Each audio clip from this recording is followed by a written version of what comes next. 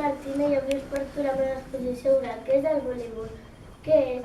És un esport amb origen dels Estats Units del 1895. Es juga amb una pilota en 2 equips amb 6 jugadors que s'enfronten amb una red central. Objectiu del joc: tirar la pilota per sobre de la red intentant que toqui el terra del camp contrari i evitar que l'ataqui faci el mateix al nostre camp. En un partit, la pilota s'ha d'impulsar a tocar amb mans i braços. Cada equip té un màxim de 3 tocs per tornar-la. Mà baixat, passe de disc, atac. Dins de l'equip es fan rotacions de posicions cada vegada que es marca un punt.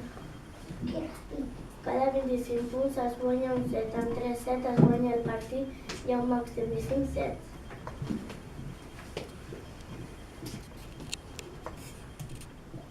Què? Ja està.